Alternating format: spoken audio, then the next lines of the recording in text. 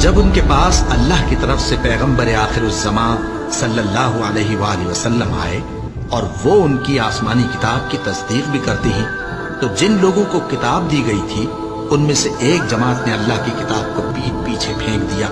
گویا وہ جانتے ہی نہیں، اور ان چیزوں کے پیچھے لگ گئے جو سلیمان کے عہد سلطنت میں شیاطین پڑھا کرتے تھے۔ اور سلیمان نے مطلق کفر کی بات نہیں کی، بلکہ شیطان ہی کفر کرتے تھے کہ لوگوں کو جادو سکھاتے تھے۔ اور وہ یعنی بنی اسرائیل ان باتوں کے بھی پیچھے لگ گئے جو شہر بابل میں دو فرشتوں یعنی ہاروت اور ماروت پر اتری تھی، اور وہ دونوں کسی کو کچھ نہیں سکھاتے تھے جب تک یہ نہ کہہ دیتے کہ ہم تو ذریعہ آزمائش ہیں، تم کفر میں نہ پڑو۔ غرض لوگ ان سے وہ چیز سیکھتے جس سے میاں بیوی میں جدائی ڈالتے، اور اللہ کے حکم کے سوا وہ اس چیز سے کسی کا کچھ بھی نہیں بگاڑ سکتے تھے، اور کچھ ایسے منتر سیکھتے جو ان کو نقصان ہی پہنچاتے اور فائدہ کچھ نہ دیتے۔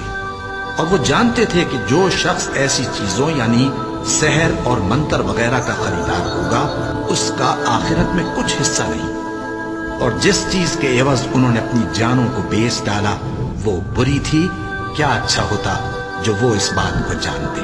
اور اگر وہ ایمان لاتے اور پرہیزگاری کرتے تو اللہ کے ہاں سے بہت اچھا صلہ ملتا۔ کیا اچھا ہوتا جو وہ اس سے واقف ہوتے۔